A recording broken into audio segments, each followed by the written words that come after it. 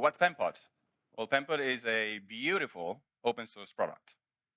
It's beautiful in its UI. It's beautiful in its code because you can see it. It's open source, MPL 2.0, and it serves product teams to build UX UI interfaces. So this is just actually this is a prototype UI. This is the UI 2.0 that we are releasing shortly. So what can you do with Penpot? This is a tool for product teams. Of course, you can do all sorts of things. You can do design systems, so you can create components for your UX UI work. You can use different layout systems like Flex Layout using the standard CSS. You can design a prototype, do interactive prototypes, all that sort of stuff. And of course, you can look at the code. Since we are SVG and CSS native, what you see is what you get. Like really, like we are using the DOM to render everything. So pretty cool.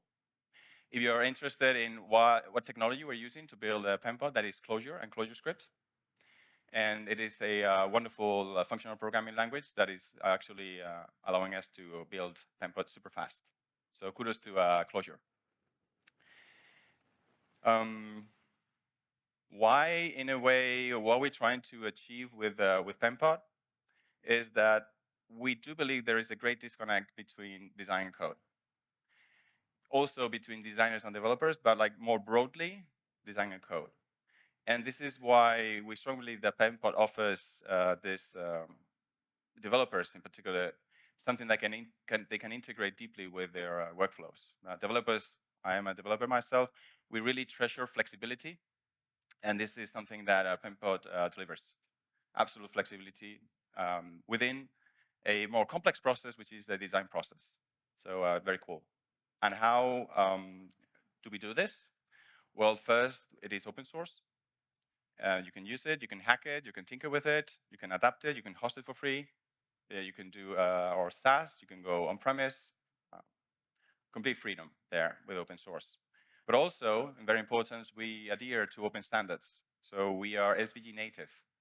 So that means that everything that you draw or design using Penpot, whether it's a brainstorming session or actually a product UI design, it's using SVG there. So if you inspect the code, you go to the browser and inspect exactly what is being rendered, that is exactly the SVG that you would get if you not export but download the file. We use a bit of metadata to enrich interactions, but basically that's it. And since we are open standards with SVG, it's very easy for us to have the CSS equivalent to everything that we build and we design.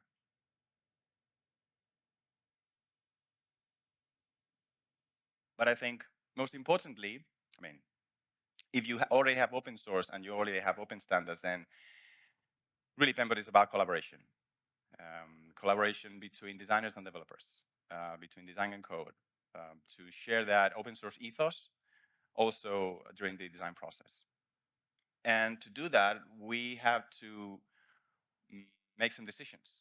So we are very opinionated at Penpot. And one of those decisions is actually bringing from engineering, from the code world, abstractions, vocabulary, best practices into the design process, hoping that designers are going to actually love it because of the non-lost in translation problem anymore.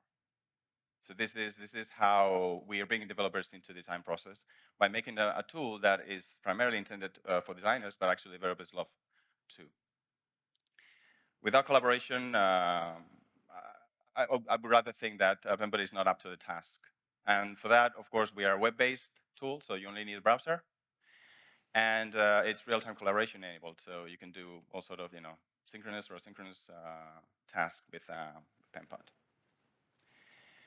We are actually enjoying the ride. This is just one of the various metrics that we looked, every day. I like wake up and look at something like this. This is actually measuring the rate at which new self-host instances are deployed. This is just a fraction because we have optional anonymous telemetry, but this means that there's a compound effect because this is new instances per week, not cumulative. So amazing. We have actually a split demographics. 50% of our users go through our SaaS, which is free, and then 50%, estimated 50% go to self-host their own Penpot server. Now think about this. Finally, for the first time in open source world, you get to have the whole development pipeline 100% controlled by you. It's not that design lives elsewhere in a silo, and then you have to kind of connect that through some pipe and duct tape. You actually have full control, so you can integrate everything. Estimated at 100,000 projects, various GitHub stars, and 30 languages that go beyond the 80% threshold. I'm happy to, and I think this will resonate with the audience here, to say that some languages we do sponsor the translation.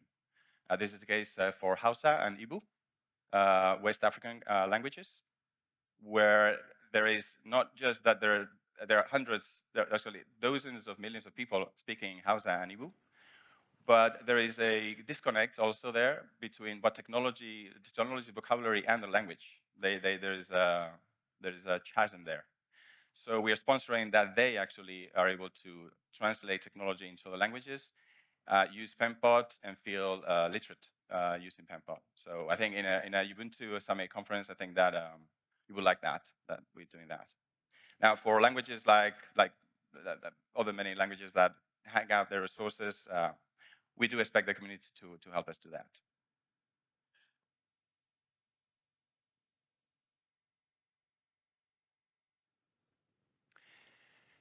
But why? I want to, this is a picture of the team, and I would like to ask you to raise your hand. I'm going to ask 3 questions. The first one is, please raise your hand if in your work experience, you've been in a company that had a 1 to 2 designer to developer ratio. Like per 10 designers, you would have 20 developers. Raise your hand. That 1 to 2 ratio, okay? 3 hands, so 2 hands and a half. Now, keep your hand raised if you also happen to have all designers use Linux. All right, so for you people watching online, we went from 2.45 to 0. And keep raising your hand if, on top of that, you had roughly split 50-50 male-female relationship across the company, technical, non-technical. Okay, no surprises there. Yeah, that would be, So this is the team that actually built Penpot. They wanted to make sure that at some point this relationship between open source, commitment to open standards, designers and developers, that empathy would become the tool they wanted. So a few years ago, and at Kaleidos, the full name of the company is Kaleidos Open Source, so you can see more or less. We had you can only use open source within the company. That's a sacred rule. And that's why designers would only use Linux, but they would be welcoming that. But at some point, designers said, this is too much pain to bear. You developers are privileged citizens in open source world, we are not. And for us to express our talent, our creativity, the same way you do, we will need to break that sacred rule. We will need to go and ask to use Figma. And that was a very kind of breaking moment for the company. Should we allow for that, exception to the rule, or not? And we said, okay, let's do that as a temporary solution. But if we are going to allow for that, we're going to build the open source Figma killer. Deal, deal. And that's Penpot. That's how Penpot began, right? With an extra kind of footnote where we said, yeah, but we don't want to copycat. If you are going to embrace true open source ethos in terms of collaboration, transparency, respect, we need to go beyond simply a open source design tool for designers. We need to build an open source design prototyping tool for both designers and developers, because that's the next thing that's coming. Developers have been collaborating with each other. We've been collaborating with each other for decades. Designers recently have discovered, like when you discover America, like not really, that they actually could enjoy collaborating with each other using digital tools. Well, what's the next logical step? Okay, you tell me. So that was also part of the deal. A lot of great energy you see in the picture. Yeah, I really believe in that deal. But why, again? Anyone recognize this, which distribution that is? I mean, if you look at the year, you actually know. That was 7.10. Okay, that's actually Angela, my wife. We were in San Francisco for a Lug Radio live event. Anyone here knows about Lug Radio, the podcast? John O'Bacon, Stuart Langridge, Matthew Rewell, okay? So they were very, prolific in terms of podcast episodes, and they hosted one in San Francisco. And of course, I've been using open source since 1997. I was there when Mark announced first 4.10, and this is 7.10. And we kept getting free CDs. So what we did is, this is the Gideon's Bible in a hotel room. So we are making fun of a different way of evangelizing, basically. It's like, okay, why not? The next person that actually opens the Bible is going to find Ubuntu there. So that was, but really, this is just a plan to express the way we believed Ubuntu was making accessible open source, to remove the friction. So much great stuff was going on open source, and yet a lot of people would not be able to enjoy it. For us, that's also similar in terms of the friction between designers and developers, between design and code. We think it's broken, and many years later, still this is the energy that we have, like going with Ubuntu CDs or DVDs. This was a DVD, of course. I have to say that after this, Angela went back to Debian, and we had some issues, but we still use both Emacs, so that I think Emacs is keeping the marriage together. But anyway, everywhere and then she will go say something gross about GNOME. I will say something gross about KDE, and that is also spicing up the marriage. But yeah, at the time there was no everything was cool. But now, sorry, but I'm going to turn the mood a bit darker. This is the moment where the lights, I'm not asking for that, but like will go down, because there's another why. And this is a very serious one that should appeal. Oh, thank you. Thank you. Actually, it's a great effect. Yeah. I hear, yeah. So for those of you that don't know those logos, that's Adobe and Figma. And a year ago, they announced that Adobe was acquiring Figma for 20 billion. Okay? I'll pause there. 20 billion. Think what you would do with that money. How many free DVDs we could ship?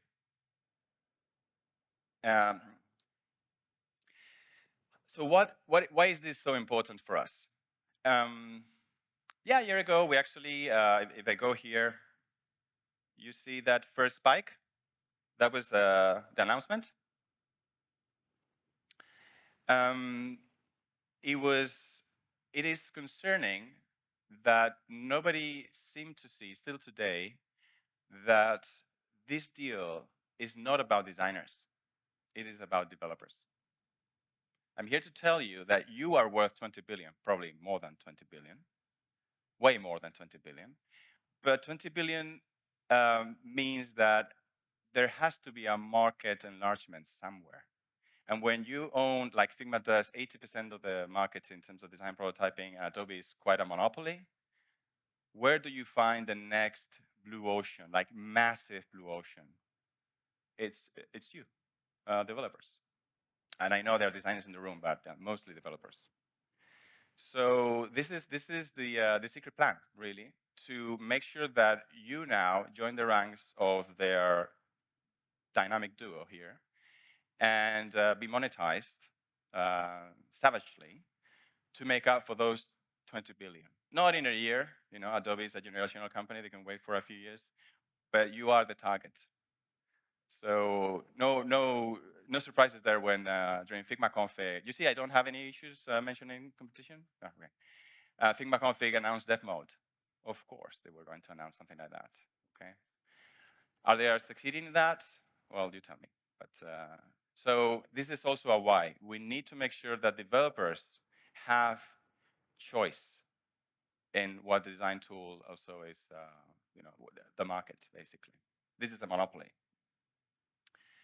Okay, so back to fun stuff. Of course, we design Penpot using Penpot. That's a meta thing in open source. This is an interface designing it itself. And of course, everything we do is public, full transparency, not just the GitHub commits or release notes, but actually the roadmap is there using Taiga or other open source products. So you can actually kind of follow us real time what we're doing on any given sprint. Yeah. Okay, demo time. So I hope it works, okay? The last time I did this, well, that's a horror story. Of course, I'm using Penpot to do my presentations. Why not, But this is not what the demo is about. So very briefly, we celebrated our first Penpot Fest this year, June, Barcelona. Was really amazing. And we created a website. You see why the demo has to do with this in a minute. So this is not like marketing stuff. But this was not done by the team. We had to make this an external arrangement, like a contract. It was good. I mean, the event was amazing, but the website, not so much. So during our week-long hackathon, so we have every 6 months, I created EasyFest with a colleague, Andres, back in Madrid. And EasyFest is, yeah, that toolkit that provides you with a automatic event/festival website thing. So I don't know if you know this summit thing and conferences, but if you're interested, we can have a chat. This is not a talk about Penpot, actually. This is a talk about EasyFest. EasyFest. But EasyFest is basically a backend using Strapi. Anyone here knows Strapi? So this is a API, content-driven, and then the front end uses Svelte. Anyone knows Svelte? And I'm going to also use Penpot Export, which is a community contribution that takes the API, Penpot API, and exports some cool stuff and changes the layouts, not the layout, but the typography and colors of a website. So let's go. This is a local host, okay? So this is like I'm running Svelte locally. And please don't blink because, okay, this is the let's see here.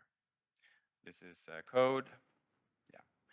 I have configured, this is not the real, but we have the access token and the file ID on the Penpot file. And I'm going to do this. So I'm going to run this command. And please, if you blink, you miss it. What this is going to do is going to connect to a Penpot file. It's going to extract design tokens, variables and typographies, the colors and typographies, and it's going to immediately apply that to my run Svelte front end, okay? So I do this. I switch here, and it changes, okay? So you could actually automate this. I did this right now, and you can see, I changed colors, etc. So I'll do it again. This time, I'm going to actually just do that. So I go back to the to normal. So this is basically overwriting these two files, colors and typographies. But how actually did I manage to do this? Well, first, here, this is my Penpot dashboard. So I would go to my account and just access tokens and create one. I actually created one the other day, right? Ubuntu Summit, and that is what I'm using. And I would read the documentation of the API, and I would actually know that Penpot export is using getFile. GetFile is quite generous in terms of payload. So that is what is going behind the scenes, okay? Now, what is the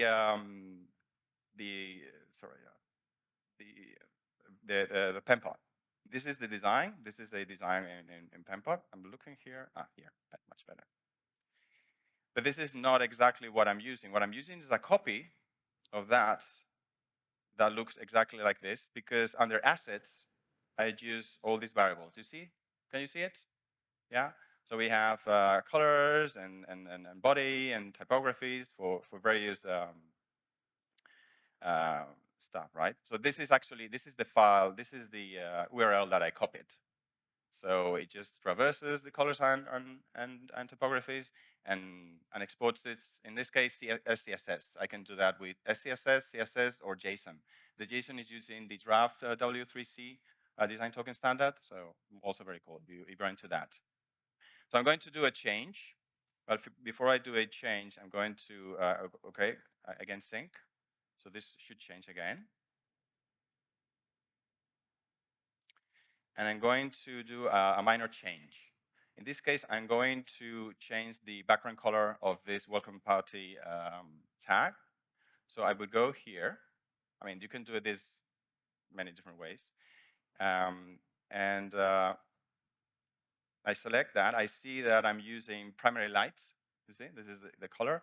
So I can go to assets and just look for primary lights. So let's do this. Edit. I don't know what color do you want.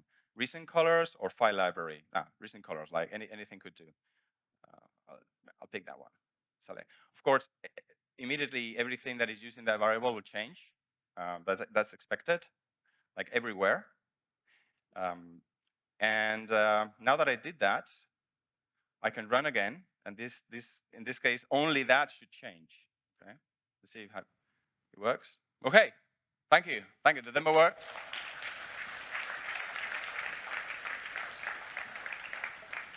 So this is kind of Hello World API thing. I know this is, but it's cool because that means that as a developer, you can go to a design.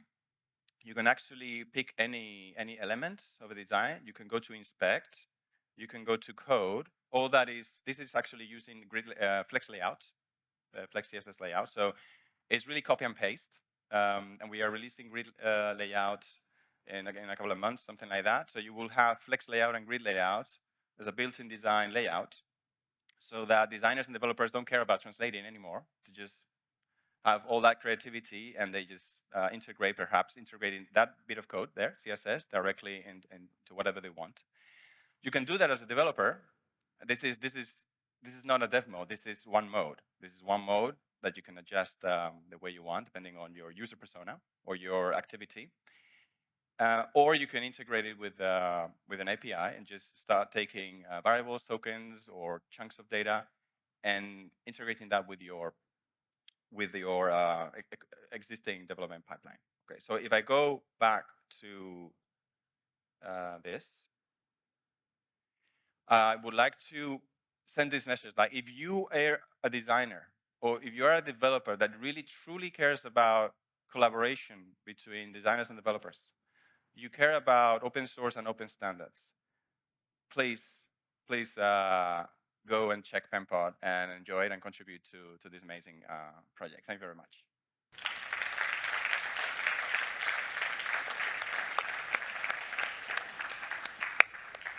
And we might have time for one or two questions. So, can you go back to the demo, please? I mean, it was fantastic seeing the color updating, right? But where's the emoji? What is what? Where's the emoji? So if you open Oh yeah. What I didn't mention, because that was not part of the demo, is that this is a design that is not being implemented yet on Svelte. So here, what you see is not a direct transposition of the design, of the layout, but actually the variables. That is what the demo is about. The moment we actually implement this flex layout into the repo, which is a work in progress, then we would be wanting to connect everything. But for this particular demo, it was only about the color and typography, so I don't care about the layout. Okay, but of course, that will be the natural next step. But we need another week-long hackathon this Christmas to do that, and then we have like full duplex connectivity. Actually, why not changing something in the Gig repository could have an impact here too. That's very exciting, right? To go both ways. But yeah, so sorry, I didn't mention it was not. It was a very specific API connection there. Good point. Hi, can you briefly describe your other tool, Taiga? Yes, Taiga has been for a while, out for a while. It was also part of one of our hackathons, and it's an agile project management tool. So it supports Scrum and Kanban, and it's open source, and it basically gives you, for the team, a very cross-functional friendliness in terms of designers and developers working on agile terms.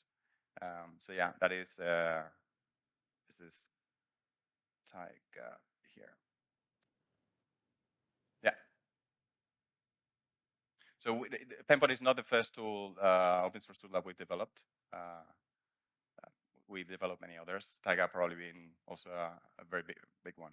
Yeah, and EasyFest perhaps, just perhaps, becoming something. Okay. I think we're going to have to end the questions, but I'm sure you're available Oh yes. for any question anyone had. So thanks a lot. Big Thank round you. of applause.